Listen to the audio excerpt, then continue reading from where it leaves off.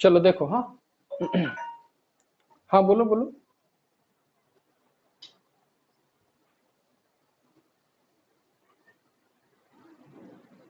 अच्छा अच्छा अच्छा, ठीक, उसको हम बता देंगे फिर। ठीक है, आज हम नया टॉपिक से स्टार्ट करते हैं। ठीक है, मूवेबल मूवेबल पुली वाला हम बता देंगे। ठीक है, देखो। चलो, ऑडियो ब्लर आ रहा है।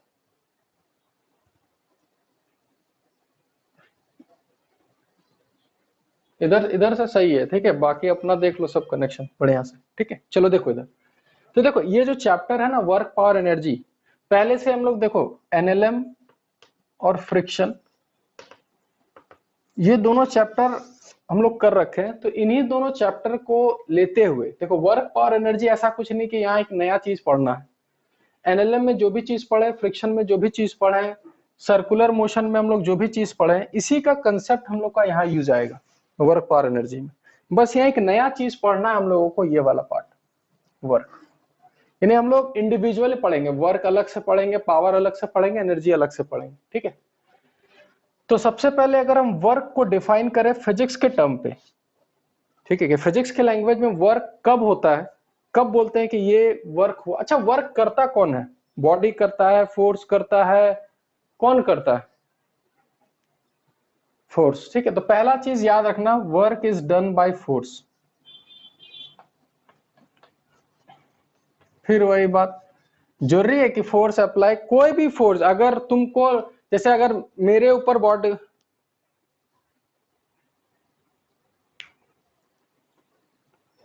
ऐसा कुछ नहीं है। देखो, हम लोग के दिमाग में क्या बैठा हुआ है कि जो फोर्स लगा रहा है वो वर्क, हम स्टार्टिंग से बता रहे हैं। ठीक है, वर्क कभी भी तुम डिफाइन करोगे कुछ पर्टिकुलर वर्क फोर्स का करोगे। जैसे मेरे ऊपर अगर हम बात करें तो मेरे ऊपर दो फोर्स लग रहा होगा, एक नॉर्मल और एक एमजी, दो फोर्स लग रहा है। तो हमको पर्टिकुलर बताना होगा कि वर्क डन बाय नॉर्मल या वर्क डन बाय एमजी, ये सब क्लियर करना होगा। क्योंकि वर्क डन जो हम लोग पढ़ते हैं किसी फोर्स का पढ़ते हैं, ना कि उस बॉडी पर पढ़ते हैं कि वर्क डन ऑन बॉडी, ऐसा कुछ नहीं। ठीक है, तो वर्क डन जो हमेशा होगा वो बाय फोर्स का होगा, हमेशा याद रखना पहला चीज। तो work is done by force. ठीक है, पहला चीज। ठीक है, वर्क फोर्स करता है। ठीक है, लेकिन वर्क को हम लोग कैलकुलेट कैसे करते हैं, किस हिसाब से कैलकुलेट करते हैं, बताओ। मतलब जैसे फिजिक्स में होता है ना भाई वर्क, जैसे फिजिक्स में वर्क क्या है, कैसे डिफाइन करोगे, व्हाट इज वर्क?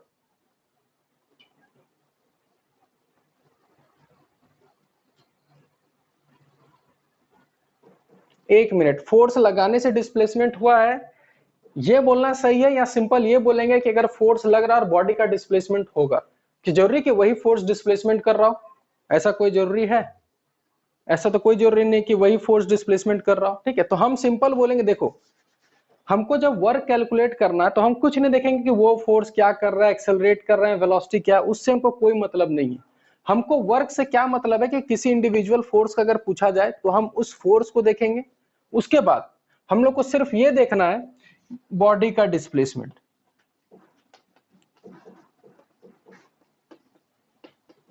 ठीक है, अब तुम लोग जो बोल रहे हो बॉडी का डिस्प्लेसमेंट, अब इसमें हम दो एग्जांपल बताते हैं, थोड़ा जरा हमको बताना। तो जैसे कि अगर एक बॉल ऐसा रखा हुआ है, लोहा का बॉल है, ठीक है, अगर एक फोर्स हम लगा रहे हैं और हम इस फोर्स का वर्क डन का बात कर रहे हैं, तो फोर्स लगाने पे मान के चलो ये बॉल थोड़ा आगे चला गया, ठीक है, तो बॉडी का डिस्प्लेसमेंट होगा। तो क्या इसमें वर्क डन होगा या नहीं होगा? वर्क डन बाय एफ तो होगा। ठीक है, दूसरा केस में ये बॉडी है, ठीक है, या समझो एक मिट्टी का बॉल रखा हुआ है, गीला मिट्टी का बॉल, और उस पर अगर हम फोर्स लगाए एफ, तो फोर्स लगाने से ये बॉल क्या हो गया, यहां से पिचक गया इस टाइप से। क्या यहां वर्क हुआ?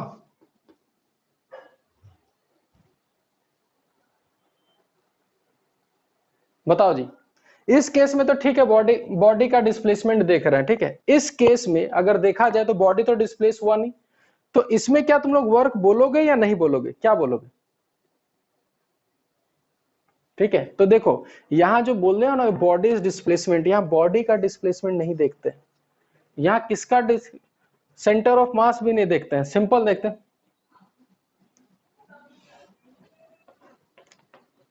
उस। तो यहां पर एक हम टर्म डिफाइन कर रहे हैं, पॉइंट ऑफ एप्लीकेशन, यानी जिस पॉइंट पर फोर्स लगेगा उसी को बोलेंगे पॉइंट ऑफ एप्लीकेशन। तो वर्क होगा या नहीं होगा वो किसका डिस्प्लेसमेंट देखना है, बॉडी का डिस्प्लेसमेंट देखना है या पॉइंट ऑफ एप्लीकेशन का डिस्प्लेसमेंट देखना है, एप्लीकेशन।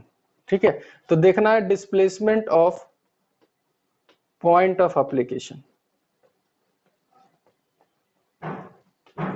ठीक है, इसको उतार लो। और ये सबसे इंपॉर्टेंट चीज है, हमेशा पॉइंट ऑफ एप्लीकेशन को देखो हमेशा। ठीक है, इसको उतार लो, छोटा सा चीज है बस यहां मेन हमको जो बताना था वो इसके बारे में बताना था, पॉइंट ऑफ एप्लीकेशन क्यों। ठीक है, चलो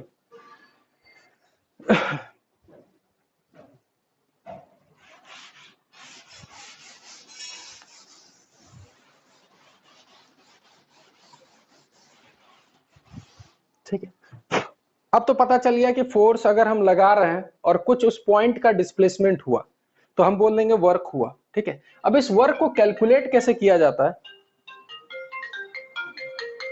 एक मिनट है। हेलो की हाँ हाँ भेज दिली ओकरा कहीं चेक करे ले।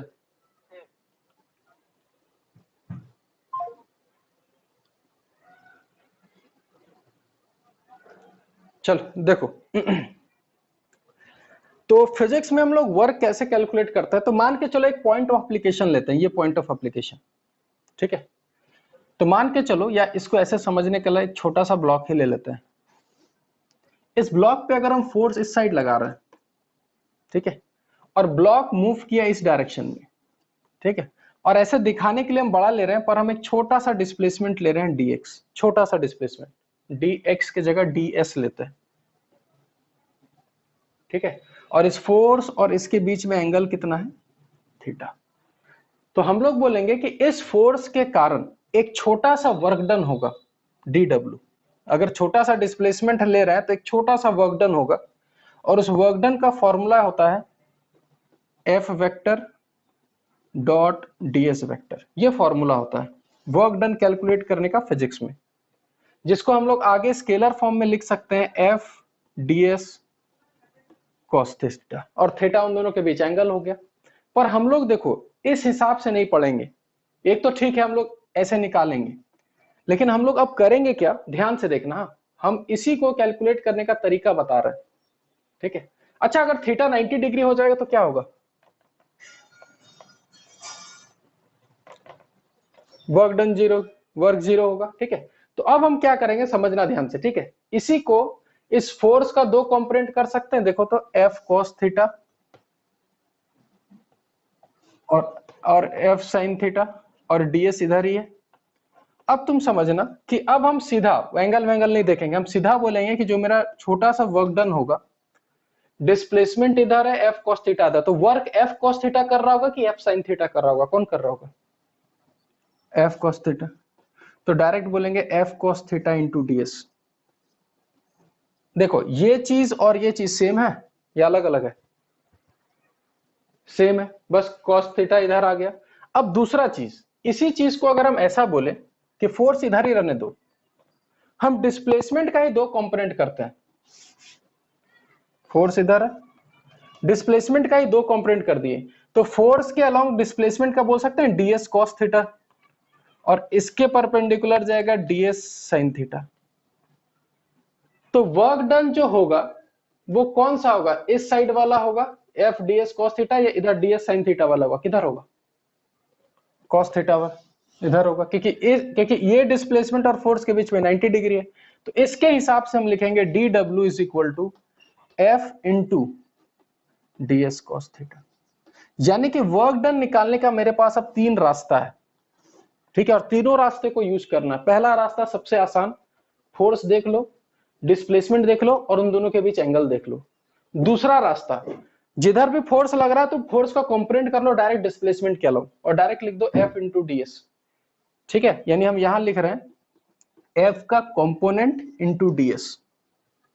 ठीक है, उसके बाद तीसरा रास्ता, जिधर फोर्स है उधर ही डिस्प्लेसमेंट देखो कितना है, यानी कि इसको हम लिख सकते हैं फोर्स इंटू बोल सकते हैं डिस्प्लेसमेंट का कंपोनेंट। ठीक है, तो इन सबको यूज करना है बढ़िया से, इसको उतार लो फटाफट जितना जल्दी हो सके।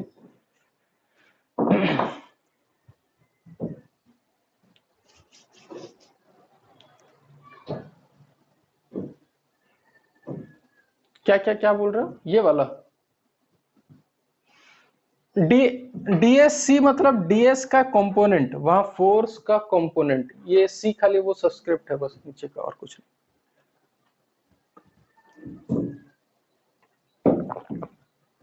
क्या क्या बोल रहे हो, क्या बोले बताओ फिर से। वर्क एनर्जी, हाँ क्या बोल रहे हो, अच्छे से बोलो जो स्टेट। वर्क डन, एक मिनट, वर्क डन किसका is equal to change in kinetic energy. देखो हर चीज जो बोल रहे बढ़िया से बोलो, किसका वर्क डन।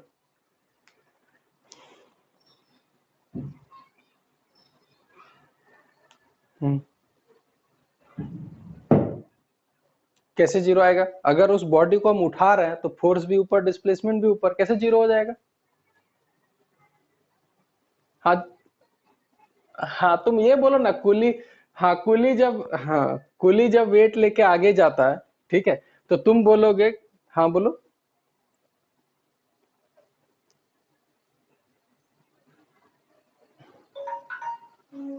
देखो इसमें बहुत सारा चीज है, भले कि वो जब वेट लेके आगे जा रहा है तो उस वेट पे वो फोर्स ऊपर लगा रहा है, नॉर्मल एमजी सब लगा रहा है, डिस्प्लेसमेंट आगे हो रहा है, तो उस बक्से पे वो वर्क डन जीरो कर रहा है, ये तो सही बात है। लेकिन जब वो आगे चल रहा है तो उसका जो तुम चल, जब आगे वो मूव कर रहा है तो उसका अंदर का मसल वर्क कर रहा होगा कि नहीं कर रहा होगा, कि नहीं कर रहा है। कैसे नहीं ले, अच्छा एक मिनट, एक, अच्छा वो बक्सा पे वर्क डन कितना किया, जीरो, तभी ना बक्सा उसके ऊपर रुका हुआ है, अगर वो बक्से पर वर्क कर देता तो बक्सा तोड़ के भाग जाता वहां से, तोड़ के भाग जाता वहां से बक्सा। तो फिर एक मिनट, वह उस केस में चलता कौन है, आदमी ही चलता है, तो वो आदमी वर्क बक्से पे कर रहा है कि अपने बॉडी पे ज्यादा कर रहा है, अपने बॉडी पे कर रहा है ना, तभी ना वो काइनेटिक एनर्जी, बक्से पे वर्क कर देता है तो बक्सा तोड़ के भाग जाता है वहां से। ठीक है चलो, देखो वही चीज है, जैसे एक क्वेश्चन यही रहता है कि आदमी दीवार को धक्का दे रहा है, फेमस क्वेश्चन है, दीवार मूव नहीं कर रहा है, इसका मतलब वर्क डन कितना, जीरो। तो वह, तो वहां बोलना होगा वर्क डन किस पे जीरो, वर्क डन बॉडी पे जीरो है कि वर्क डन ऑन वॉल पे जीरो है, वॉल पे जीरो है। अगर वॉल पे वर्क कर दे तो दीवार तो टूट जाता, तो तुम अपने बॉडी पे वर्क कर रहे हो तभी ना तुम्हारा एनर्जी लूज हो जा रहा है, वॉल का कुछ एनर्जी नहीं जा रहा है, कुछ वो हो रहा है, तेरा तुम्हारा बॉडी का एनर्जी लूज हो रहा है, इसका मतलब तुम अपने बॉडी पर वर्क कर रहे हो ना कि दीवार पे। ठीक है चलो,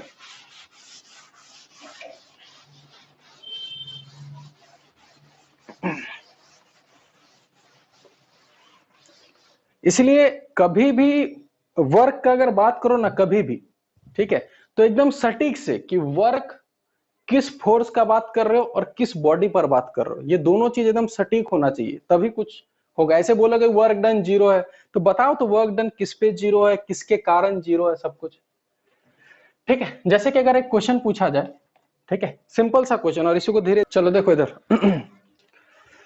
देखो, तो जैसे कि हम लोग एक छोटा सा वर्क डन पढ़े थे, डी डब्ल्यू is equal to f d s cos theta, तो जाहिर सी बात है अगर टोटल वर्क का बात करेंगे तो हमको इंटीग्रेट करना होगा डी डब्ल्यू को, तो integration of F d s cos theta. अब इसके बाद तुम्हारे ऊपर डिपेंड करेगा या क्वेश्चन के ऊपर डिपेंड करेगा कि इसमें क्या क्या चीज कांस्टेंट है, अगर फोर्स कांस्टेंट है तो फोर्स बाहर, थीटा कांस्टेंट है तो थीटा बाहर। ठीक है, तो इसके बाद हम लोग देखेंगे कि करना क्या है, मतलब मेन फॉर्मूला यही है वर्क का, यहां पर डायरेक्ट मत ऐसे लिख देना f is equal to f s cos theta, आंख बंद करके ये सब लगाना बंद करो। ठीक है, सिंपल, या इससे स्टार्ट करो, उसके बाद जो जो चीज कांस्टेंट है उसको बाहर कर देंगे। ठीक है, अगर तुमको दिख रहा है कि if F and theta is constant, ठीक है, कि फोर्स और थीटा हमेशा कांस्टेंट रह रहा है, तभी एफ भी बाहर थीटा ही बाहर और टोटल डिस्प्लेसमेंट एस हो जाएगा, तभी हम लिखेंगे work done is equal to f s cos theta. हाँ ये कॉस थीटा है, ये वाला, ठीक है, जीरो नहीं है, वो कॉस थीटा है, ठीक है, ठीक है। तो हमेशा आदत डालो यहां से, और ये फॉर्मूला तभी लगाना जब फोर्स और थीटा दोनों कांस्टेंट हो, तभी वो लगाना, वरना फिर वो लगाना फिर बेवकूफी होगा डायरेक्ट ये सब, ठीक है। चलो इतना उतार लो, अब आगे अब हम लोग क्वेश्चन से ही बताते हैं, थ्योरी कितना ही पढ़ लोगे कुछ उतना समझ में आएगा नहीं, इसलिए दो तीन क्वेश्चन, नहीं स्क्रीनशॉट नहीं होगा, ठीक है। चलो उतार लिए सब कोई, क्वेश्चन बताएं, चलो ठीक है, ध्यान से खाली समझना अब, हाँ इसको मिटाते हैं, ठीक है। और इसी क्वेश्चन से ट्राई करना कि सारा कंसेप्ट सीखने का, ठीक है। एक समझना कि एक सर्कुलर ट्रैक है इस टाइप का, जिसका रेडियस तुम्हारा आर है, ठीक है। एक बॉडी है ए, ठीक है, उसको हम इधर खींच रहे हैं एफ फोर्स, ठीक है, पॉइंट पी, ये पॉइंट पी है और ये पॉइंट क्यू है। पहला क्वेश्चन ये है, इफ एफ इज कांस्टेंट, ठीक है, एफ अगर कांस्टेंट है, if F is constant and body move, video नहीं आ रहा है क्या जी? चलो, if f is constant and body moves from p to q, find work done by f force, ठीक है। इसको ट्राई करना एक बार अपने से, क्या होना चाहिए इसका answer.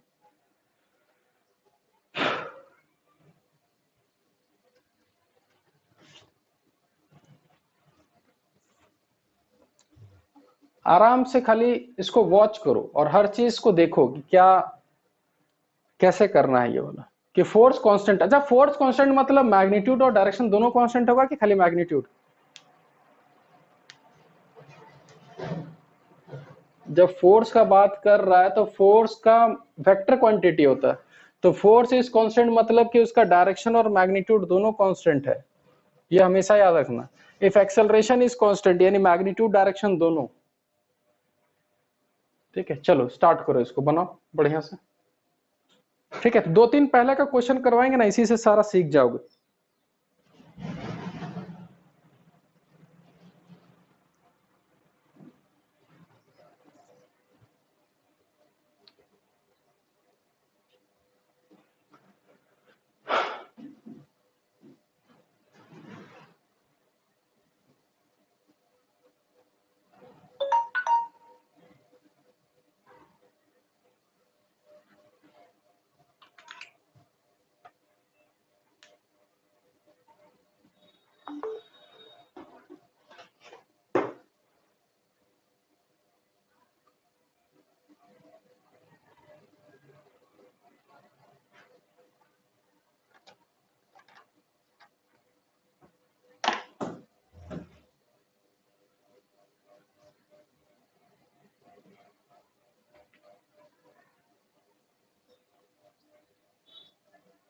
F R,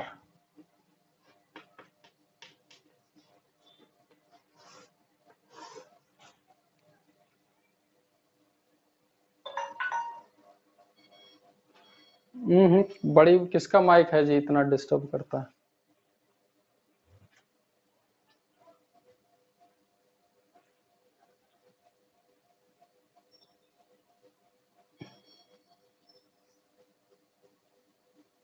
F R, चलो ठीक है। अब देखो इसको हम समझाते हैं, ठीक है।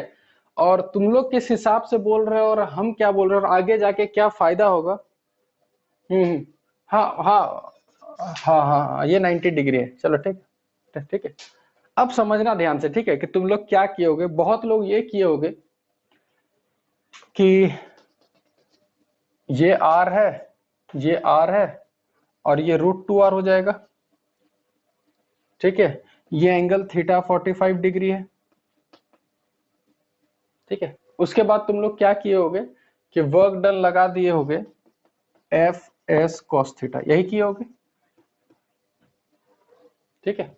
फोर्स लिखे होगे एफ, डिस्प्लेसमेंट हो गया √2r, और ये हो गया cos 45, तो 1/√2, तो 1/√2 कैंसिल, तो आंसर आ गया एफ आर, ठीक है।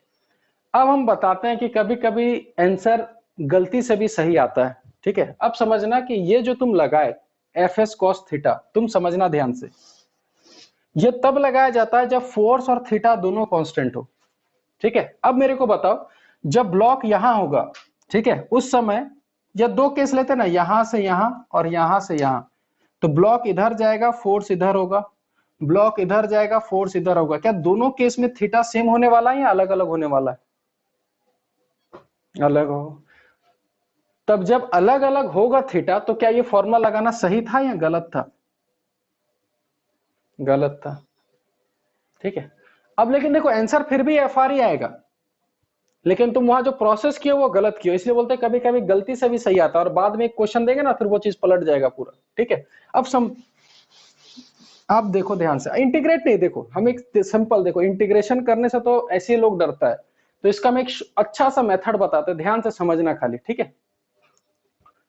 इसको हम पहले, सबसे पहले मिटा देते हैं, और इसको बढ़िया से हम समझाते हैं, खाली समझने का तुम लोग ट्राई करना बस, ठीक है। ठीक है, मान लेते हैं कि यहां से लेकर यहां तक कुछ डिस्प्लेसमेंट हुआ ds1, और ये एंगल है θ1, ठीक है। उसी टाइप से यहां कुछ डिस्प्लेसमेंट हुआ ds2, फोर्स F, और ये एंगल है θ2, ठीक है। अच्छा, बोल सकते हैं कि जब वो छोटा छोटा छोटा छोटा डिस्प्लेसमेंट कर रहा होगा, तो उस समय हम लिख सकते हैं उसका ऐसे, work done F ds1 cos θ1, फिर लिख सकते हैं F ds2 cos θ2, फिर लिख सकते हैं F ds3 cos θ3। कैसे लिखा जा सकता है या नहीं लिखा जा सकता? ऐसे छोटा छोटा करके लिखा जा सकता है। और हमको क्या चाहिए? टोटल वर्क चाहिए। तो जब टोटल वर्क करेंगे तो सबको ऐड करना होगा, तो जब सबको ऐड करेंगे तो F कॉमन आके बाहर आ जाएगा, ठीक है। अब तुम समझो कि ds cos θ1 ds cos θ2, तो हम बोल सकते हैं कि अगर हर जगह हम एक छोटा छोटा ट्राइंगल बनाए, हर जगह छोटा छोटा ट्राइंगल, तो बोल सकते हैं उसका सबका base ds cos θ1 ds cos θ2 ds cos θ3 ऐसे ऐसे आएगा, बोल सकते हैं। तो सबका अगर छोटा छोटा ट्राइंगल अगर बनेगा और सबका अगर हम खाली बेस ऐड करेंगे, तो बोल सकते हैं हमको ये टोटल लेंथ मिलेगा r। तो आंसर लिख दें डायरेक्ट एफ आर, कोई इंटीग्रेशन का जरूरत नहीं है, ठीक है। अब इसको हम लोग ऐसे ना सोच के, अब एक हम लोग इसमें कंसेप्ट तैयार करेंगे। क्या कंसेप्ट? समझना ध्यान से, कि अच्छा, यही चीज अगर कुछ ब्लर हो रहा है,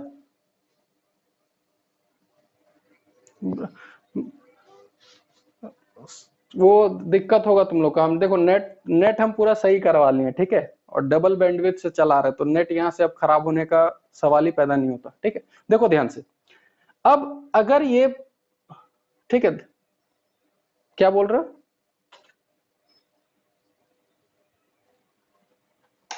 अच्छा ठीक है, अब यहाँ से अब समझो अब क्या कर सकते हो। हम वीडियो अपलोड कर देंगे, ठीक है, उसका टेंशन मत लेना, ठीक है, रेगुलर हम अपलोड कर, चलो कोई बात नहीं, ठीक है। अच्छा, ये समझ में आया कि इसका जब छोटा छोटा ट्राइंगल बनेगा, तो सबका ds cos θ1 ds cos θ2 ds cos θ3 सबका बेस ही आएगा खाली, और सबका जब बेस ऐड करेंगे तो ये नीचे वाला लेंथ आएगा, ठीक है।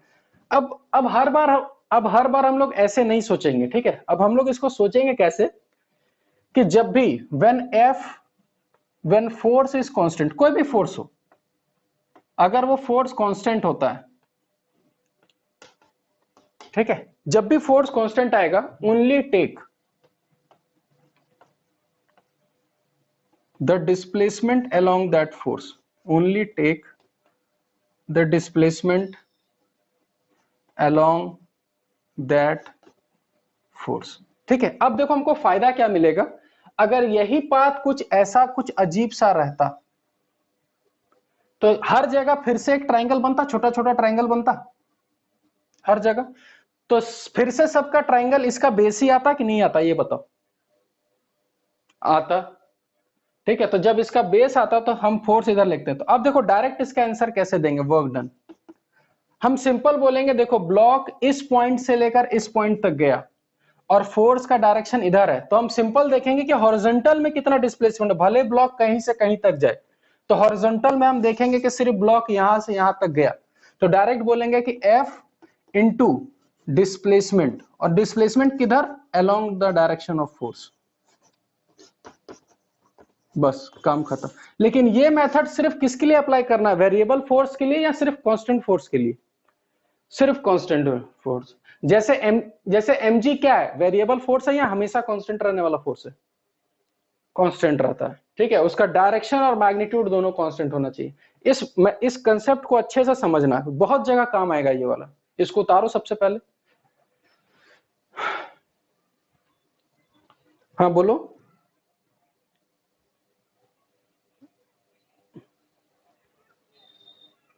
हाँ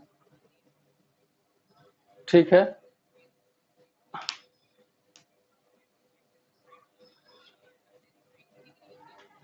आराम से कर सकते। तुम लिखे F ds cos थीटा, तुम ऐसे लिखे। ठीक है, उसके बाद क्या किए बताओ। हाँ एकदम सही ले सकते हो, बिल्कुल सही, एकदम सही जा रहे हो। R D theta. हाँ अब इसको, अब जीरो से इसको इंटीग्रेट करना होगा। इनिशियली थीटा होगा 45 डिग्री, तुम उल्टा, सॉरी 0 डिग्री, सॉरी एफ और डिस्प्ले, हाँ जीरो, और जीरो से लेकर π/2। तुम इससे भी करो, हाँ इससे भी करोगे ना, एफ इंटू आर ही आएगा। ठीक है, अब तुम खुद समझो कि ये ज्यादा बेटर है या ये वाला कंसेप्ट ज्यादा बेटर है विदाउट इंटीग्रेशन, क्योंकि ये हर जगह काम आ जाएगा जहां कांस्टेंट फोर्स होगा था। ठीक है, तो इसलिए इस यहां पर हम ज्यादा इंटीग्रेशन यूज ही नहीं करेंगे वर्क फॉर एनर्जी। हम ट्राई करेंगे कि 99% क्वेश्चन जो है ना विदाउट इंटीग्रेशन के निकाल दे। ठीक है, इसको उतारो, उतार लिए सब कोई? चल तो, हाँ ठीक है, उतारो उतारो। तो जहां जहां कंसेप्ट है ना उसको हम मार्क कर देंगे, जहां जहां कंसेप्ट है, मेन मेन कंसेप्ट है।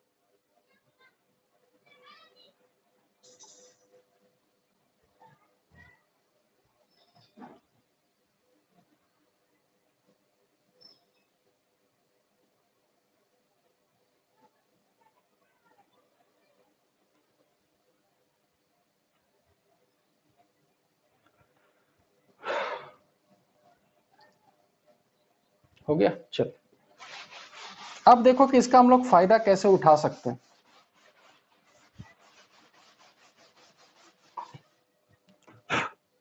जैसे कि क्वेश्चन ऐसे दिया हुआ है, ये h हाइट है जी और ये ब्लॉक है मास m का, तो ब्लॉक अगर यहां से यहां तक जाता है तो वर्क डन बाय mg कितना बोलोगे, अगर ये थीटा है तो?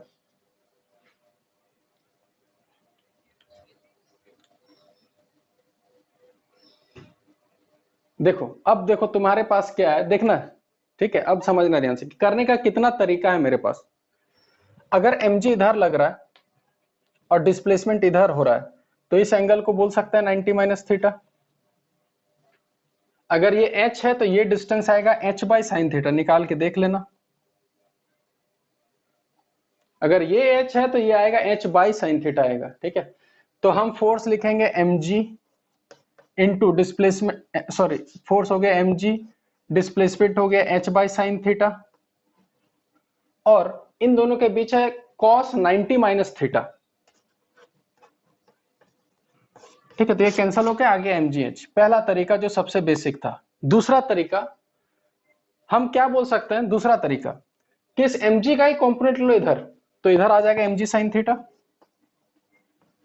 इंटू डिस्प्लेसमेंट हो गया h बाई साइन थीटा, वहां से भी आ गया mgh। ये हो गया दूसरा रास्ता। तीसरा रास्ता हम क्या बोले थे कि डिस्प्लेसमेंट जिधर भी हो अगर उसका कंपोनेंट ले फोर्स के अलोंग, तो इस डिस्प्लेसमेंट का कंपोनेंट फोर्स के अलोंग h है, देखो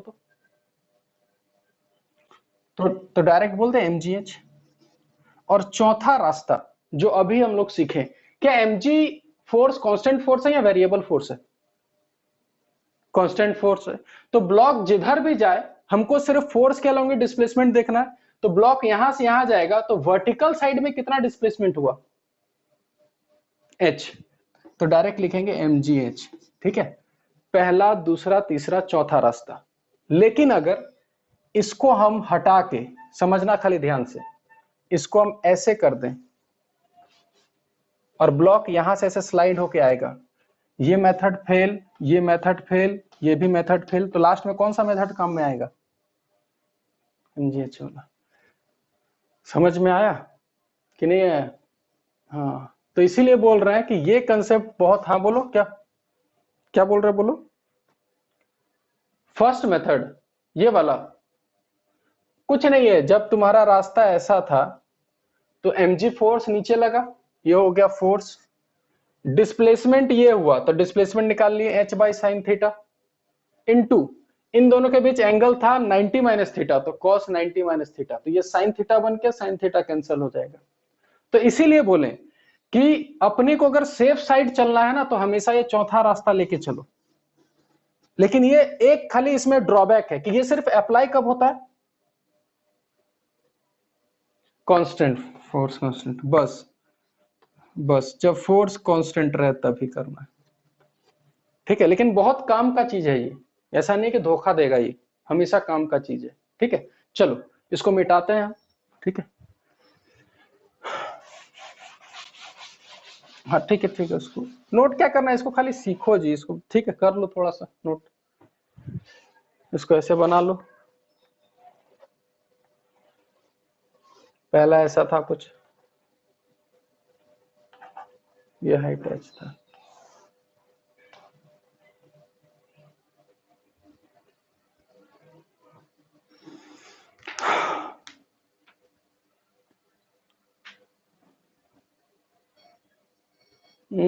किसका माइक?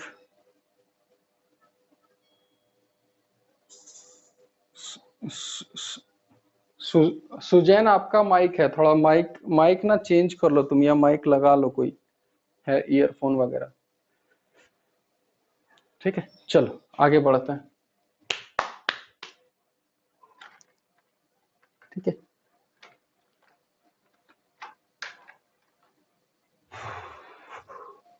चलो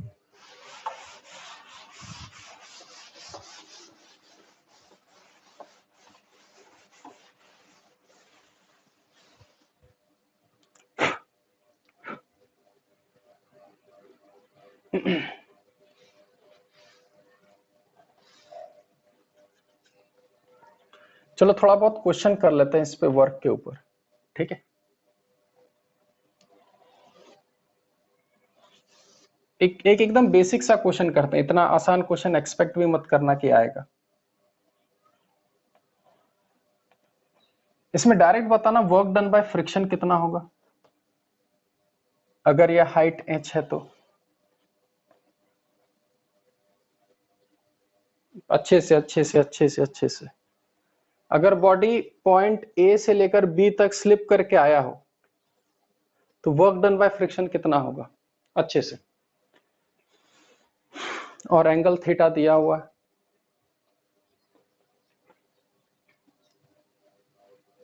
mu m g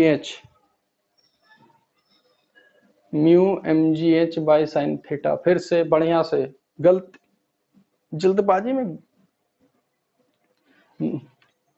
h by mu. देखो सिंपल सा बात है कि अगर ब्लॉक यहां से स्लिप करके आ रहा है तो फ्रिक्शन ऊपर लग रहा होगा, और स्लिप कर, देख लेते हैं। तो बोल सकते हैं जब ब्लॉक स्लिप करके आया हो तो फ्रिक्शन मैक्सिमम लग रहा होगा, हाँ या ना? लग रहा है। तो वर्क डन बाय फ्रिक्शन हो गया, फोर्स हो गया mu m g cos theta, पहला चीज, इनटू ब्लॉक यहां से लेकर यहां तक आया, तो अगर ये h है तो इधर का displacement h by sine theta होगा,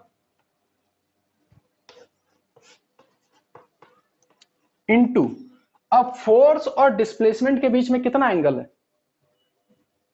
180, तो कॉस ये -1 हो जाएगा, तो इसका आंसर होगा minus mu m g h cot theta, ये आंसर होगा।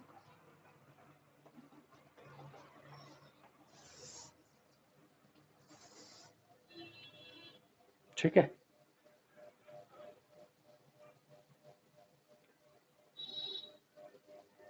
फिर वही बात, यही तो दिक्कत है, हम वर्क डन किसका निकालने बोले हैं, तो जब फ्रिक्शन का निकालना तो तुमको एम जी साइन थीटा से क्या लेना देना, हम यही बार बार हाँ, हम यही सिखाना चाह रहे हैं कि जिस फोर्स का बात किया जाए वर्क डन, तुम उसी पे कंसंट्रेट रहो, बाकी नॉर्मल किधर है एमजी किधर, हमको कोई लेना देना नहीं उससे। समझ में आ सबको, जिसका बात किया जाए उसी पे कंसंट्रेट होना है। ठीक है, चलो पहला क्वेश्चन, दूसरा क्वेश्चन और एक देता है।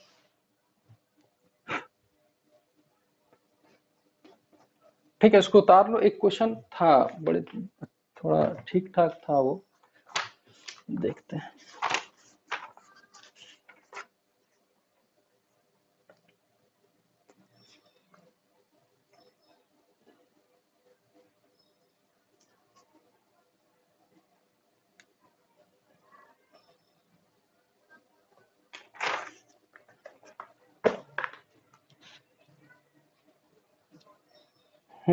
चलो एक क्वेश्चन देते हैं।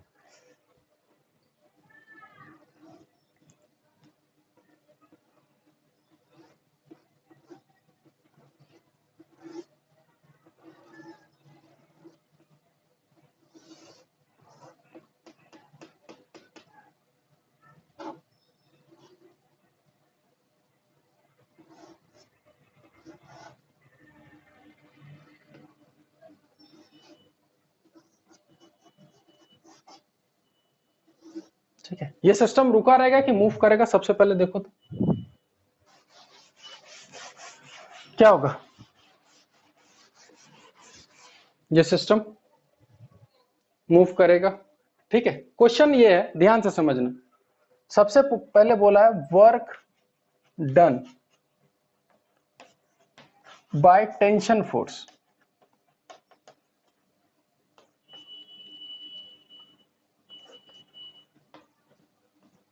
ऑन 2 kg ब्लॉक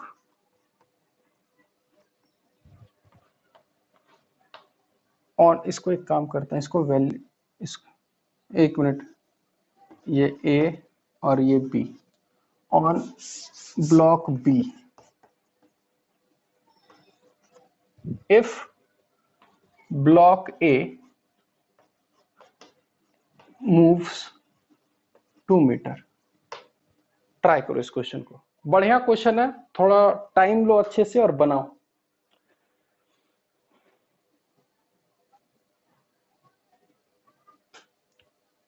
और इसमें गलती होने का चांसेस थोड़ा ज्यादा है, इसलिए थोड़ा बढ़िया से प्रेजेंस ऑफ माइंड रख के बनाना इसको।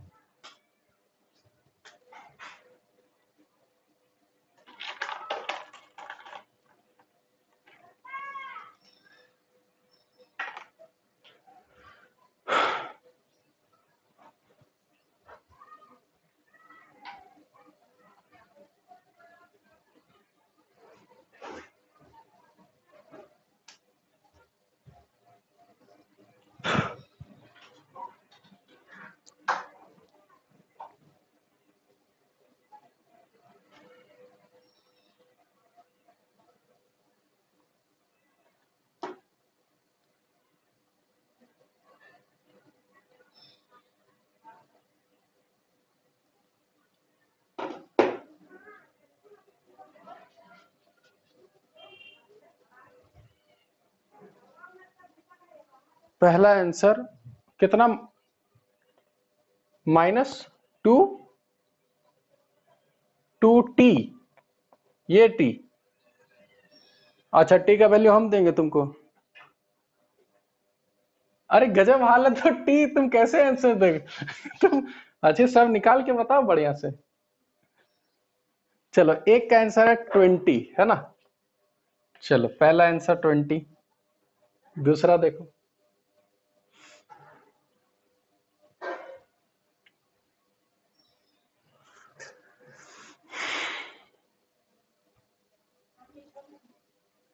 इसमें पता है 95% चांस है कि क्वेश्चन ये गलत बनेगा ही बनेगा, एकदम हम बता रहे हैं। ठीक है, इसलिए तुम लोग से हम आंसर पहले पूछ लेते हैं।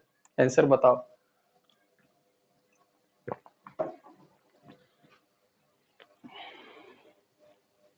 -60, चलो पहले दूसरा आंसर -60, 16, चलो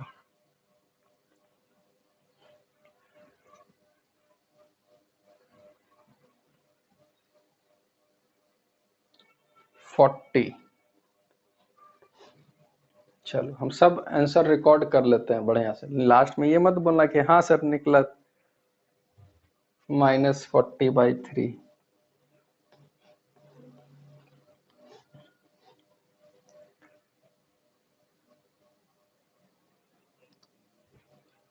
-808, -16 है एक।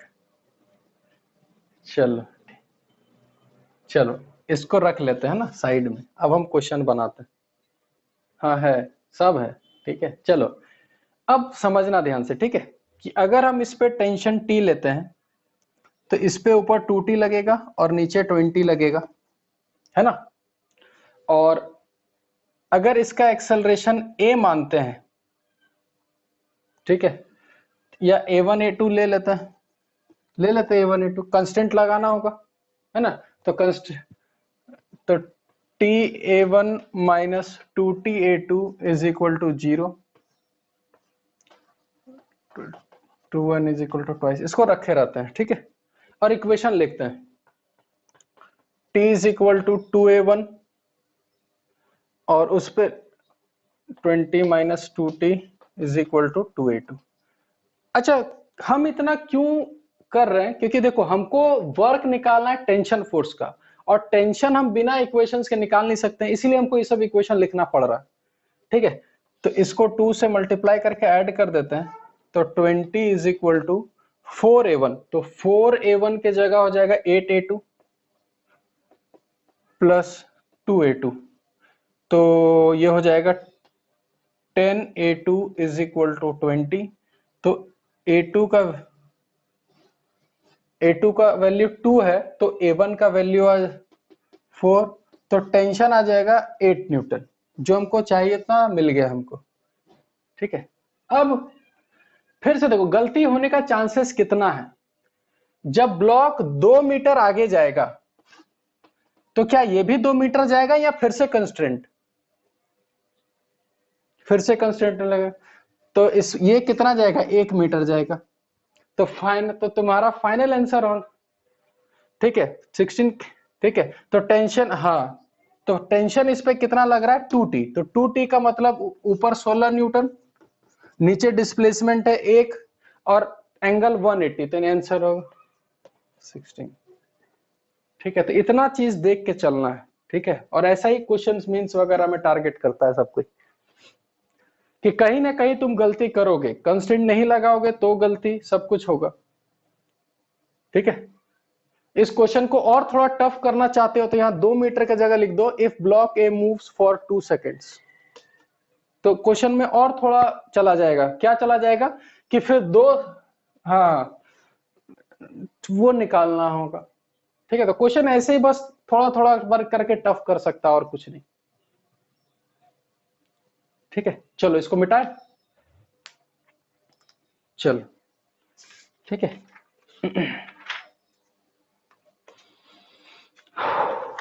चलो अब और आगे बढ़ते हैं थोड़ा, है ना।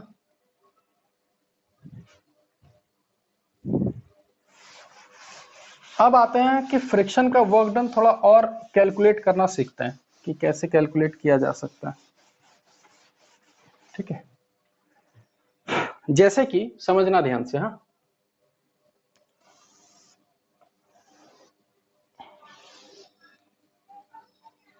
कि अगर ये थीटा है, ठीक है, और एक ब्लॉक है, उसको खींच के ऊपर ले जा रहे हैं एफ फोर्स से।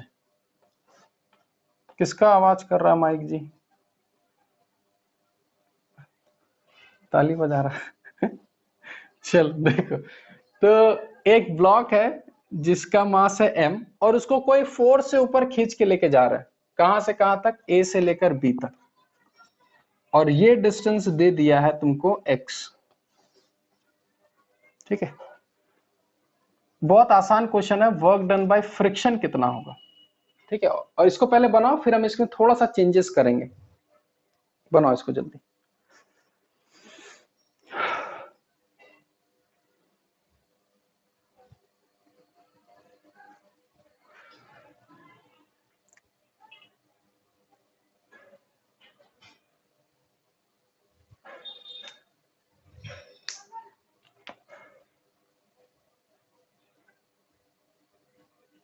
Minus mu m g x,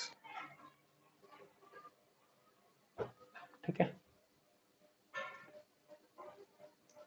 देखो कैसे कर सकते हैं, तो सबसे पहले देखो हम खींच के ऊपर लेके जा रहे हैं, तो स्लिपिंग होगा, तो स्लिपिंग होगा यानी कि फोर्स लगेगा mu m g cos theta, हाँ या ना?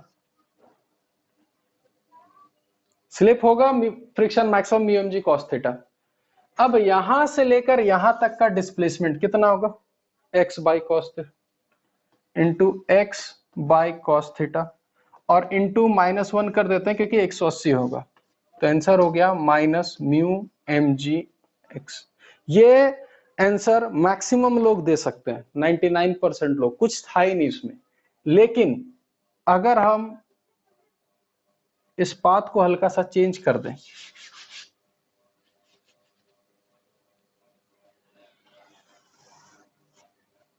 ठीक है, कर्व दिख रहा है ना कि स्ट्रेट दिख रहा है?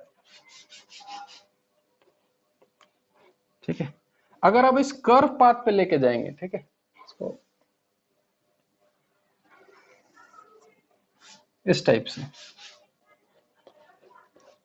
खींच के लेके जा रहे हैं धीरे धीरे धीरे धीरे धीरे ऊपर, क्या इस केस में work done F s cos theta लगा सकते हैं? क्यों नहीं लगा सकते बताओ?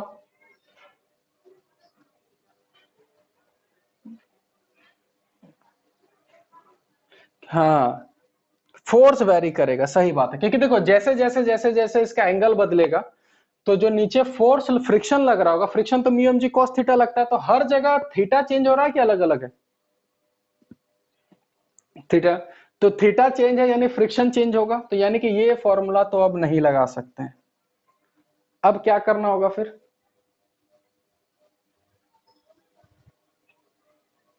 इंटीग्रेशन, और इंटीग्रेशन से बचना है हम लोगों को। फिर से एक तरीका बताते हैं फ्रिक्शन के लिए, हमेशा याद रखना। मान के चलो कि एक छोटा सा डिस्प्लेसमेंट लेते हैं ds1, छोटा सा डिस्प्लेसमेंट, और यहां का एंगल लेते हैं θ1। सिर्फ इतने के लिए क्या वर्क डन बाय फ्रिक्शन लिख सकते हैं कि वहां पर जो फ्रिक्शन होगा वो होगा म्यू एम जी कॉस θ1? सिर्फ यहां से यहां के लिए फ्रिक्शन हर जगह मैक्सिमम लगेगा, तो यहां लगेगा mu m g cos θ1 into, हाँ माइनस तो रहेगा ही रहेगा, minus mu m g cos θ1 into छोटा सा डिस्प्लेसमेंट ds1। क्या यही होगा हर जगह कि नहीं होगा? ठीक है, और ये छोटा सा फ्रिक्शन निकलेगा। ऐसे ही फिर से अगर हम कुछ लेते हैं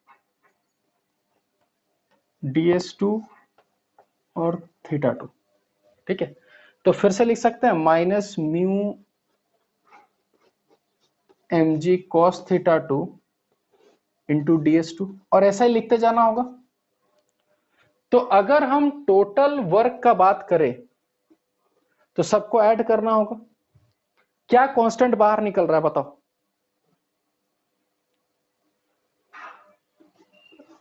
माइनस म्यू एम जी निकला, देखो तो। और फिर सब में क्या क्या बच रहा है देखो अच्छे से, ds1 cos θ1, ds2 cos θ2, ds3 cos θ3। तो अगर हम फिर से देखें तो बोल सकते हैं ds1 cos θ1, ds2 cos θ2, ds2 cos, फिर से उसका बेस आ जाएगा। यानी यहां से हमको क्या सीखना है, कंसेप्ट समझना ध्यान से। हाँ, सिर्फ फ्रिक्शन के लिए कि बॉडी को कहीं से कहीं भी लेके जाओ, कोई भी पाथ में, अगर पाथ ऐसा भी रहता तो हमेशा फ्रिक्शन कैलकुलेट करने के लिए वर्क डन बाय फ्रिक्शन हमेशा लिखना म्यू एम जी इंटू किसका लेंथ लेना है, हमेशा बेस का लेंथ। ठीक है, बेस लेंथ हमेशा। ये एक कंसेप्ट है जो याद रखना, बहुत जगह काम देगा, बहुत जगह। तो भी वही लगेगा और हर जगह माइनस ही रहेगा क्योंकि फ्रिक्शन माइनस करेगा।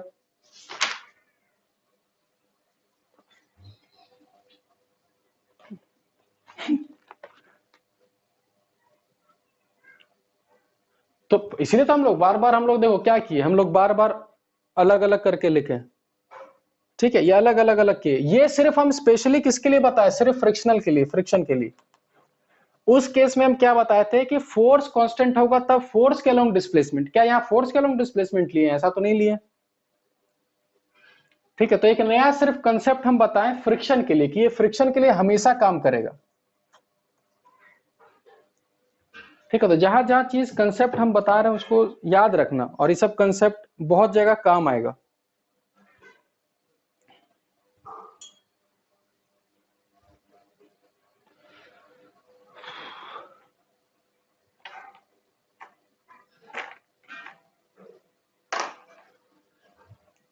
क्योंकि देखो लास्ट में हम लोग को आगे जाके ना बस एक ही कंसेप्ट पढ़ना है, वर्क एनर्जी थ्योरम।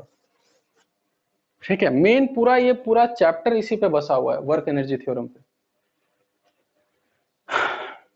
ठीक है,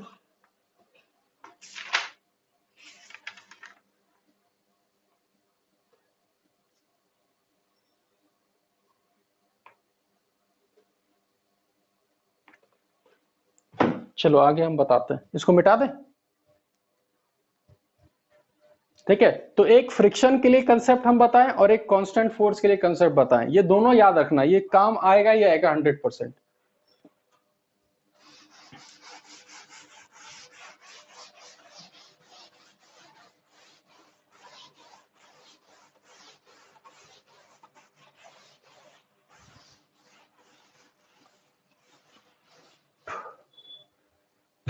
ठीक है, अब हम लोग बात करते हैं, अभी तक हर जगह बात किए, फोर्स कांस्टेंट था, फोर्स वेरिएबल था।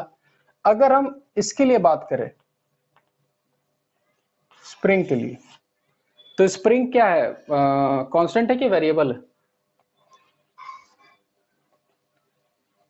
वेरिएबल। उतना फोर्स बढ़ेगा, तो फोर्स वेरिएबल आ रहा है। तो फोर्स अगर वेरिएबल आ रहा है तो समझना ध्यान से कि अगर ये तुम्हारा नेचुरल लेंथ है और यहां से तुम x तक खींच के गए, यहां से यहां तक,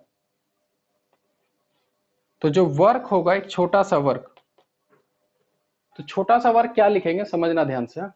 किसका माइक इको कर रहा है जी, बंद करो दो। चलो अब ठीक है, देखना ध्यान से कि अब हम कैसे निकालेंगे। मान के चलो कि हम इसको यहां तक खींच के लाए, x खींच के लाए, और एक छोटा सा डिस्प्लेसमेंट ले लिए, कितना, dx, छोटा सा डिस्प्लेसमेंट। तो इस छोटे से डिस्प्लेसमेंट के लिए हमको एक छोटा सा वर्क करना होगा dw, और कितना करना होगा समझना ध्यान से। ठीक है, और ये वर्क डन किसका निकाल रहे हैं, किस फोर्स का निकाल रहे हैं वर्क डन, स्प्रिंग का। ठीक है, तो जब स्प्रिंग का निकाल रहे हैं तो हमको स्प्रिंग फोर्स देखना है, तो ब्लॉक पे स्प्रिंग फोर्स किधर लगेगा, पीछे लगेगा। तो फोर्स हो गया kx, डिस्प्लेसमेंट हो गया dx। तो देखो स्प्रिंग फोर्स पीछे लगा, डिस्प्लेसमेंट आगे हुआ, तो क्या इसको माइनस लिख दें, माइनस kx dx। तो अगर हमको टोटल वर्क चाहिए तो इंटीग्रेट करना होगा, माइनस kx dx। अब लिमिट यहां से कहां तक होगा, तो लिमिट यहां लिखेंगे x इनिशियल से लेकर x फाइनल तक, तुमको जहां से खींचना हो।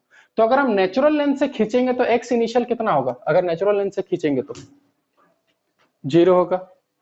तो if x initial is equal to natural length, तो इसको डायरेक्ट लिख दे वर्क डन माइनस हाफ के एक्स स्क्वायर। देखो तो अगर कोई दिक्कत ना हो तो। लेकिन कभी कभी क्वेश्चन बोल देगा कि भाई इसको खींचे x is equal to 3 to लेकर x इज इक्वल टू 6, तो यहां लिमिट डाल के स्टार्ट करना। ये नहीं कि एक बार 3 पुट कर दिए, एक बार 6 पुट कर दिए, फिर जोड़ घटाव कर, ऐसा नहीं, डायरेक्ट यहीं पर पुट करना, लिमिट से निकल जाएगा। तो अगर हम खींचे नेचुरल लेंथ से, हम अगर ये इलोंगेट किए, ठीक है। अच्छा, अगर हम कंप्रेस करते तो भी यही सिचुएशन रहता है या कुछ चेंजेस आता? देखो तो, नहीं, नहीं हटता। जब हम इसको दबाएंगे तो फोर्स उल्टा लगेगा, ये तेन, हाँ, तो इलोंगेशन और कंप्रेशन ये यही रहेगा, -12x²। अब समझना ध्यान से, ये पहला केस हो गया। माइक ऑफ कर लो, किसका इको होता है जी बहुत। हाँ, ठीक है। तो मान के चलो कि स्प्रिंग पहले से इलोंगेट है। कितना इलोंगेट है? x, ठीक है। तो जब इस ब्लॉक को यहां से छोड़ देंगे तो जाहिर सी ब्लॉक है अंदर आएगा। तो इस केस में वर्क डन बाय स्प्रिंग, पहले बताओ प्लस होगा कि माइनस होगा? जब इधर आएगा तो प्लस होगा, क्योंकि फोर्स भी इधर होगा और डिस्प्लेसमेंट भी इधर होगा, तो यहां लिखेंगे +12x²। और कंप्रेस्ड पोजीशन से भी छोड़ेंगे, अगर हम कंप्रेस करके छोड़ दिए तो उधर भागेगा, तो भी क्या होगा? प्लस ही होगा। यानी कि हाँ, तो अपने दिमाग में भी क्या बैठाना है, समझना ध्यान से, ठीक है, कि अगर स्प्रिंग को कंप्रेस किया जाए या इलोंगेट किया जाए, वर्क डन माइनस होगा। तुम खुद समझो, कंप्रेस करें तो फोर्स डिस्प्लेसमेंट का डायरेक्शन अपोजिट, इलोंगेट करें तो फोर्स और डिस्प्लेसमेंट का डायरेक्शन अपोजिट, तो वर्क डन माइनस में जाएगा। पहले से ही इलोंगेटेड हो या कंप्रेस्ड हो और वहां से अगर छोड़े उसको, तो वर्क डन क्या होगा? पॉजिटिव होगा। ये हमेशा याद रखना, ये काम आएगा, क्योंकि अगर इसमें कंफ्यूज हुए प्लस माइनस में तो फिर बस खत्म, सत्यानाश हो गया फिर। तो इसलिए प्लस और माइनस का अच्छे से इस्तेमाल करना सीखो, कहां पर प्लस करना है, कहां पर माइनस करना है, ठीक है। कोई दिक्कत? बोलो। चलो ठीक है, इसको उतार लो फटाफट, और इसी के ऊपर अब क्वेश्चन करेंगे, स्प्रिंग के ऊपर कुछ।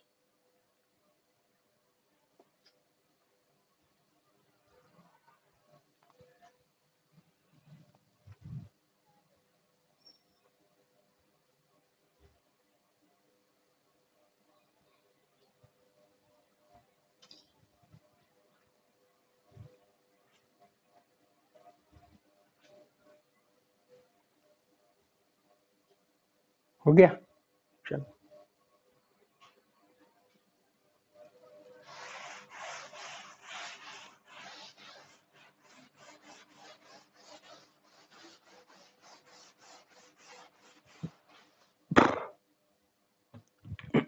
देखो, अब इस वर्क को पढ़ने के बाद हम लोग को अब एक ही चीज पर फोकस करना है, वो है वर्क एनर्जी थ्योरम, सबसे इंपॉर्टेंट। और बहुत सारा क्वेश्चन जो एनएलएम में बहुत कॉम्प्लिकेटेड होगा, बहुत कॉम्प्लिकेटेड होगा, वो यहाँ एक लाइन में बन सकता है, ठीक है। और हम बताएंगे कैसे कैसे, कुछ कुछ क्वेश्चंस डिस्कस करेंगे जिसमें वहां हालत खराब हो गया होगा, लेकिन यहाँ पर आराम से बना सकते हैं। तो सबसे पहले ये बताओ, वर्क एनर्जी थ्योरम क्या स्टेटमेंट है वर्क एनर्जी थ्योरम का, या उसमें क्या लिखते हैं?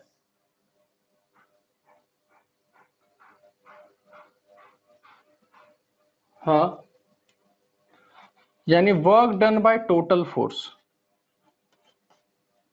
या work done by all forces is equal to change in kinetic energy, ठीक है।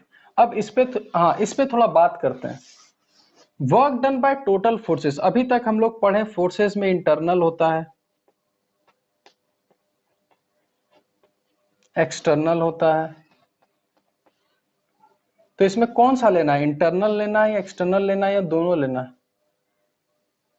ठीक है, तो टोटल फोर्सेस में इंटरनल भी आएगा, एक्सटर्नल भी आएगा, यानी जितना फोर्स लग रहा है, ठीक है। अच्छा, ये वर्क एनर्जी थ्योरम जो बोल रहे हैं कि इंटरनल एक्सटर्नल, तो ये वर्क एनर्जी थ्योरम किस पे लगाते हैं? बॉडी पे लगाते हैं, सिस्टम पे लगाते हैं, किस पे लगाते हैं?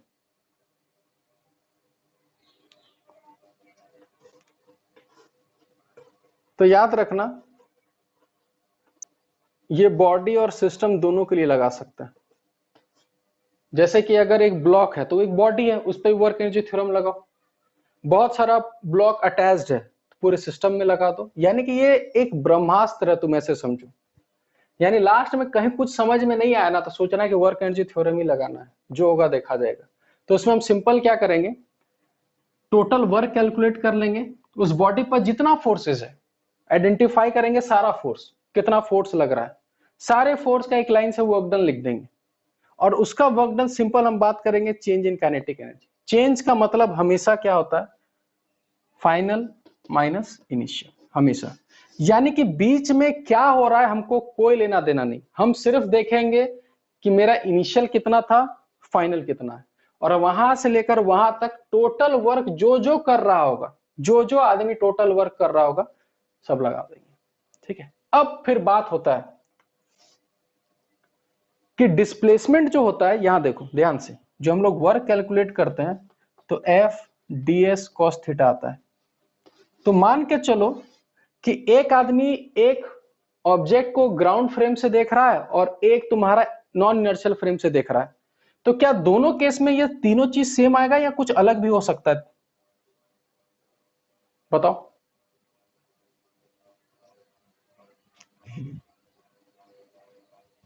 ना ना, हम क्या बात कर रहे हैं कि जैसे हम देखें कि उस ब्लॉक पे 10 न्यूटन फोर्स लग रहा है, तो तुम चांद में बैठ के देखो, चाहे बस में बैठ के देखो, चाहे कहीं से बैठ के देखो, 10 फोर्स तो 10 ही न्यूटन लग रहा होगा। कि फोर्स चेंज हो जाएगा कि गाड़ी गाड़ी में बैठेंगे तो 20 हो जाएगा, ऐसा तो कुछ नहीं होगा, फोर्स वही रहेगा। डिस्प्लेसमेंट,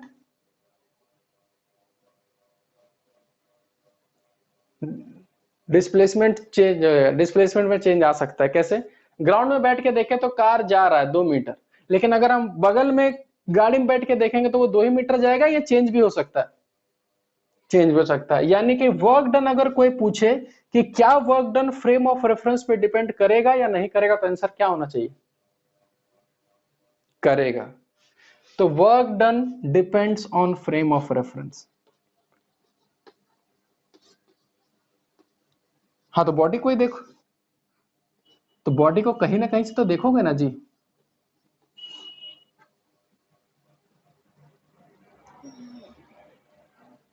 डिस्प्लेसमेंट जीरो है, तो था तो मेरे रिस्पेक्ट में कुछ, हाँ तो उसके मेरे रिस्पेक्ट में कुछ वर्क ही नहीं हुआ। तो कोई भी चीज को अगर हम देखेंगे, उसका डिस्प्लेसमेंट देखेंगे तो कहीं से तो देखना होगा ना। तो ये डिपेंड करेगा फ्रेम ऑफ रेफरेंस पे। तो फिर बात यह होगा कि जब वर्क एनर्जी थ्योरम लगाएंगे तो कहीं ना कहीं तो देख के लगाएंगे, कहीं ना कहीं से ग्राउंड फ्रेम से, इनर्शियल फ्रेम। तो कौन सा फ्रेम से लगाना होता है work energy theorem? Inertial frame या नॉन इनर्शियल फ्रेम?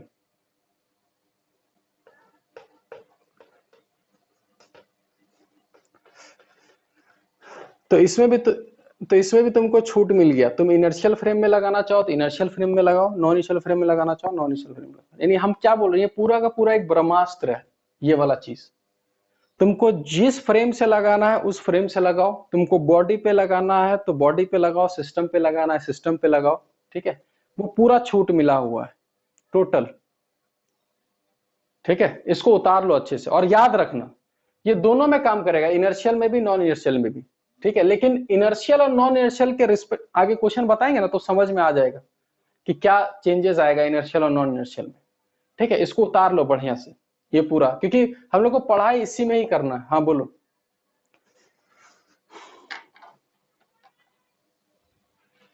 हाँ भेज देंगे एकदम।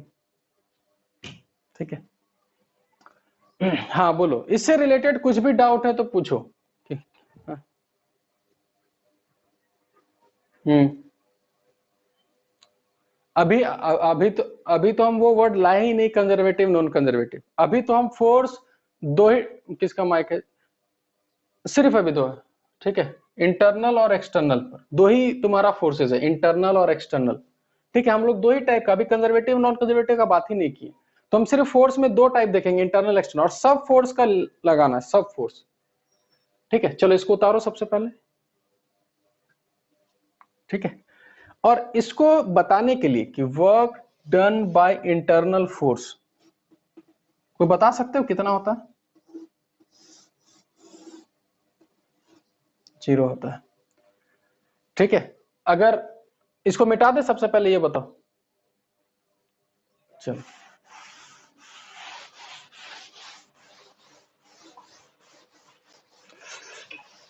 ठीक है, जो वर्क डन बाय इंटरनल होता है, तो वर्क डन बाय इंटरनल कब बात होगा, बॉडी पर बात होगा कि सिस्टम पे बात होगा? कैसे बॉडी पे? जब एक बॉडी है तो सिस्टम पे बात होगा ना। जब तुम सिस्टम लिए तब ना उस पे इंटरनल एक्सटर्नल का बात करो। एक बॉडी है बेचारा, तो उस पे तो सारा फोर्स एक्सटर्नली होगा। तो वर्क डन बाय इंटरनल जो बात होगा वो सिर्फ किस पे बात होगा, सिस्टम पे। ठीक है, और याद रखना कि work done by internal force system में हमेशा कितना होगा, 0। फॉर एग्जाम्पल फटाफट फटाफट देख लेते हैं ना कि क्या होगा। जैसे कि अगर हम दो ब्लॉक का एक सिस्टम लेते हैं इस ब्लॉक पे, तो इन दोनों को अगर सिस्टम में लिए तो कौन सा फोर्स इसमें इंटरनल है, जल्दी बताओ। Tension, tension, tension. तो मान के चलो अगर ये x नीचे गया तो x ऊपर जाएगा, तो इसमें वर्क डन आएगा प्लस tx, इसमें वर्क डन कितना आएगा, माइनस टी। तो देखो टोटल कितना आ गया, 0 आया। ठीक है, बोलोगे नहीं सर थोड़ा और कॉम्प्लिकेटेड में देखेंगे क्या होगा, तो बना लेते हैं। मान के चलो कि एक यहां पर है और एक यहां पर है। ठीक है, तो अगर इसमें टेंशन T है तो इसमें टेंशन 2T होगा। अब मेरे को बताओ कि अगर ये ब्लॉक नीचे जाता है x, तो ये ऊपर कितना जाएगा, x ही जाएगा या x/2 जाएगा, x/2। अब इस पूरे सिस्टम में कौन इंटरनल है बताओ, टेंशन। तो इसमें टेंशन कितना होगा, माइनस tx, इसमें कितना होगा, प्लस tx। देखो फिर से कितना आया, 0 आया। तो इसका मतलब आज के बाद जब वर्क एनर्जी थ्योरम लगाएंगे तो जाहिर सी बात बोलते हैं कि वर्क डन बाय इंटरनल भी होता है एक्सटर्नल भी होता है, पर इंटरनल को लेंगे ही नहीं। क्यों नहीं लेंगे, क्योंकि हमको पता है कि आगे जाके वर्क डन बाय इंटरनल कितना होने वाला है, बताओ, 0 होगा। तो यानी कि अब सिर्फ हम लोग किस पे कंसंट्रेट कर देंगे, इंटरनल पे या एक्सटर्नल पे, एक्सटर्नल पे। ठीक है, लेकिन जब सिस्टम पे लगाएंगे तब बॉडी पे तो कोई बात ही नहीं होगा कि इंटरनल है कि एक्सटर्नल है, उसमें तो सिंपल बात होगा work done by all the forces पे। ठीक है, तो हम एक बस एग्जांपल बताएं कि याद रहे कि हमेशा वर्क डन बाय इंटरनल जो होता है वो हमेशा 0 होगा। ठीक है, जैसे कि इसको ऐसे भी समझो, क्या इन सब जगह रफ है तो क्या इन दोनों के बीच भी फ्रिक्शन होगा कि नहीं होगा, इन दोनों ब्लॉक्स के बीच होगा। तो जब इस पूरे सिस्टम पे हम वर्क एनर्जी थ्योरम लगाएंगे तो क्या ये वाला फोर्स लिखेंगे या इंटरनल हो जाएगा, तो इसका मतलब इसको छोड़ देंगे फल, तो टाइम बच जाएगा बस, और कुछ नहीं। तो इसलिए फायदा होगा। ठीक है, और कुछ नहीं। तो याद रखना बस खाली कि वर्क डन बाय जो इंटरनल फोर्सेस होगा सिस्टम पे वो 0 होगा।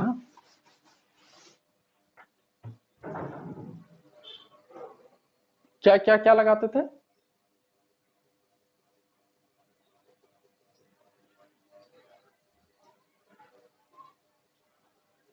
अरे वो तो दूसरा था, वो तो एक्सेलरेशन निकालना था, वो उसमें तो एक्सेलरेशन निकालना था, इसमें तो एक्सेलरेशन थोड़ी निकाल रहे, इसमें तो वर्क निकाल रहे। ठीक है, चलो क्वेश्चन बनाएंगे थोड़ा समझ में आएगा, है ना। तो पहला अगर क्वेश्चन का बात करें, ठीक है, कि हम एक सिंपल सा चीज बताते हैं कि वर्क एनर्जी थ्योरम कैसे अप्लाई करना है, किस टाइप से। ठीक है,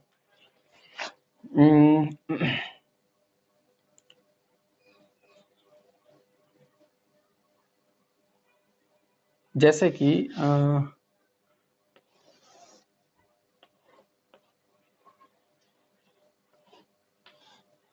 एक ब्लॉक है m मास का, स्प्रिंग कांस्टेंट k है, ठीक है, और ये रेस्ट पर था ऐसे ही। तो अगर इसको अचानक एक स्पीड v दे दिया जाए तो क्या होगा, ये इलोंगेट होगा, इलोंगेट होगा, इलोंगेट होता ही रहेगा या रुकेगा भी, रुकेगा। तो क्वेश्चन है find the maximum elongation.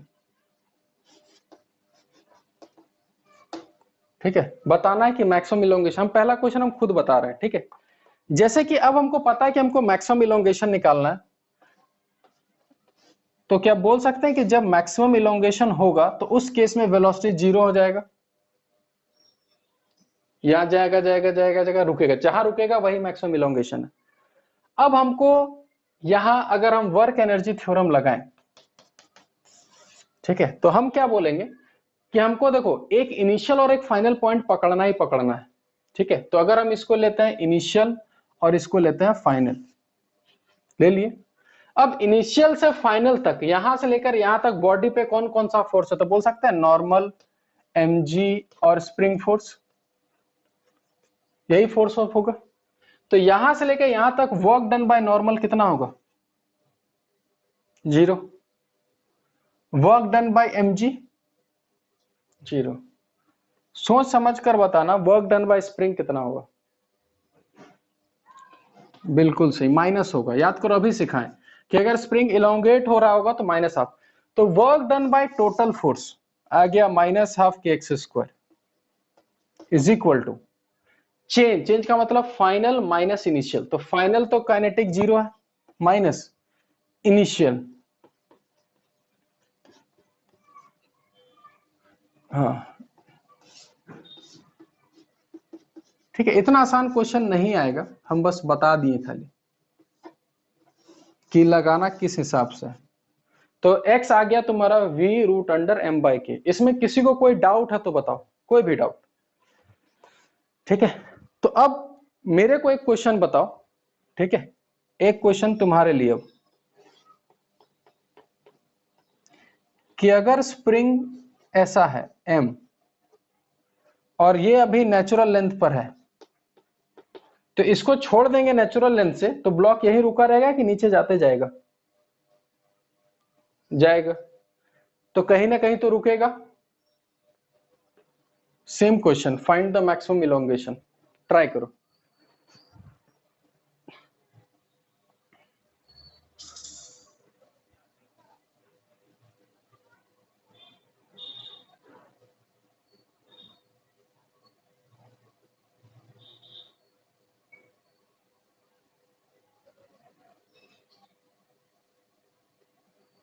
Muskan mic off कर लो।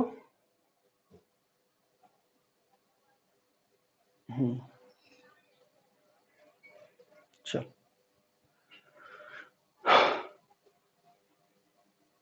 फिर वही बात, हम क्या पढ़ा रहे और तुम लोग कहां सोच रहे हैं। हम अभी तक बात किए कहीं भी पोटेंशियल एनर्जी का, यही तो दिक्कत है।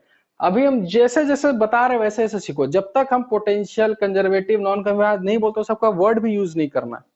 ये अच्छा बात है कि तुम लोग पढ़े हुए, वो अच्छा बात है, लेकिन अभी हम लोग इसी मेथड से सीखेंगे।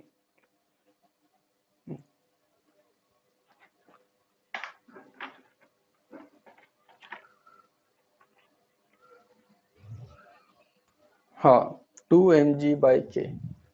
चलो, आधे लोग का आ रहा होगा mg/k।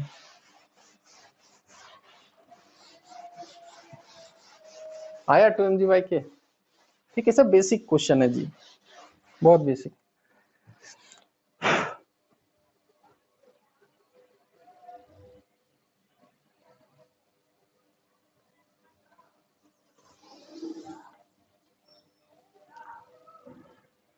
ठीक है, अब मेरे को बताओ, इसको हम यहां रखते हैं, ठीक है, और इसको बढ़िया से हम लोग एक बार स्टडी भी करते हैं। ये नेचुरल लेंथ पर है, ठीक है। अच्छा, नेचुरल लेंथ पे जब होगा तो जाहिर सी बात है ब्लॉक नीचे जाएगा। अच्छा, ब्लॉक नीचे क्यों जाएगा, नेचुरल लेंथ है तो mg का, mg, ठीक है, नीचे जाएगा, जाएगा जाएगा जाएगा जाएगा, एक पॉइंट पर आएगा जब बेचारा वो रुक जाएगा, ठीक है।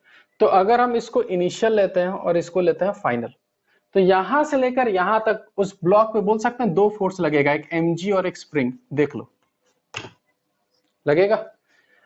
अब अगर हम इसको मानते हैं पूरा डिस्टेंस x, तो mg नीचे है और डिस्प्लेसमेंट x नीचे है, तो बोल सकते हैं कि वर्क डन mgx होगा, ठीक है।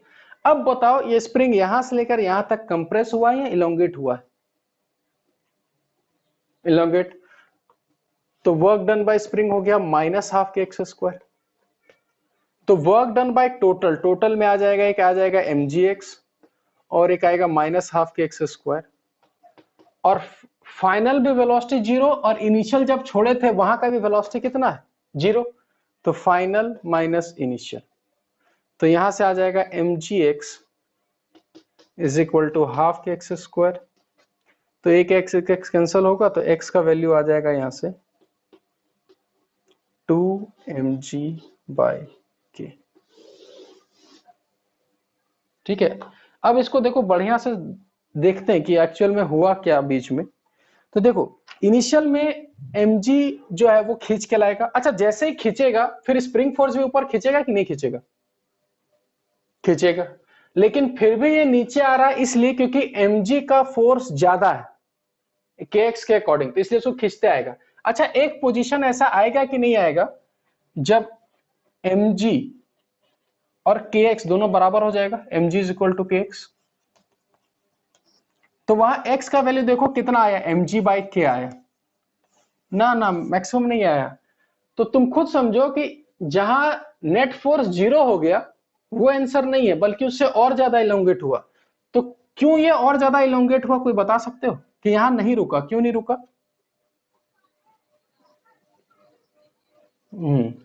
यानी कि देखो, हाँ, अब इस पूरे मोशन को दो पार्ट में डिवाइड कर देते हैं। यहां से लेकर यहां तक क्या बोल सकते हैं एमजी हमेशा डोमिनेट करेगा केएक्स से? तो यहां से लेकर यहां तक बोल सकते हैं वेलोसिटी बढ़ेगा या घटेगा, क्या होगा? बढ़ेगा।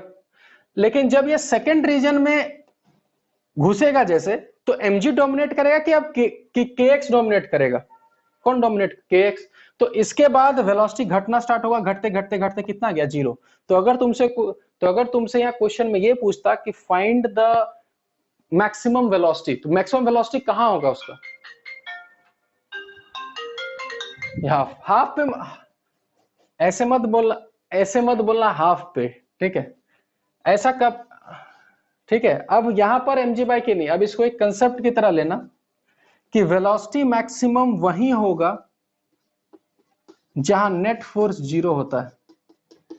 ये हमेशा याद रखना कंसेप्ट के लिए, ठीक है? कि कभी भी क्वेश्चन में आएगा फाइंड द मैक्सिमम वेलोसिटी, तो तुम समझ जाना कि जहां नेट फोर्स 0 होगा वहीं वेलोसिटी मैक्सिमम होगा। ये कंसेप्ट है, ठीक है?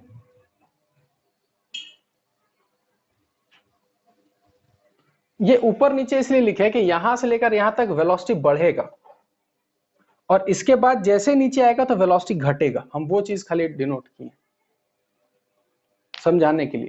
और एक चीज बस याद रखना कि वेलोसिटी मैक्सिमम कहीं भी होगा वो हमेशा कहां होता है? नेट फोर्स 0 पर होता है, जहां इक्विलिब्रियम होगा। जैसे कि झूला झुलाते भी होगे, तो जब झूला झुलाते हैं तो उसका मैक्सिमम वेलोसिटी देखना हमेशा सेंटर पे होता है, और सेंटर पे देखना नॉर्मल mg के बराबर होता है। तो जहां नेट फोर्स 0 वहीं पर वेलोसिटी मैक्सिमम होगा। ये कंसेप्ट है।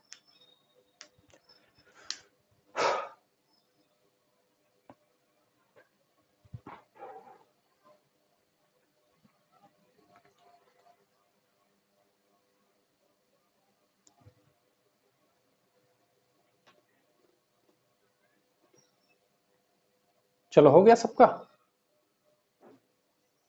चलो, हाँ ठीक, ठीक है,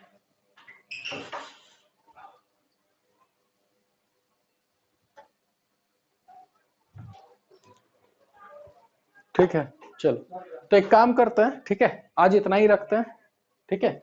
और नेक्स्ट क्लास में, ठीक है, हम लोग और वर्क एनर्जी थ्योरम पे और क्वेश्चंस करेंगे, क्योंकि देखो जब तक वर्क एनर्जी थ्योरम अच्छे से सीखोगे नहीं ना, मजा नहीं आएगा इस चैप्टर में।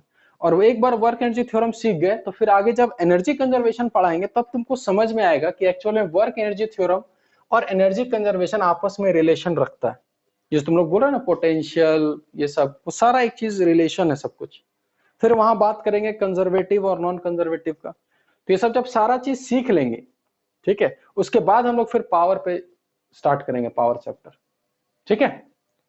चलो, तो आज इतना ही। चलो, थैंक यू। हाँ, हाँ, बोलो बोलो।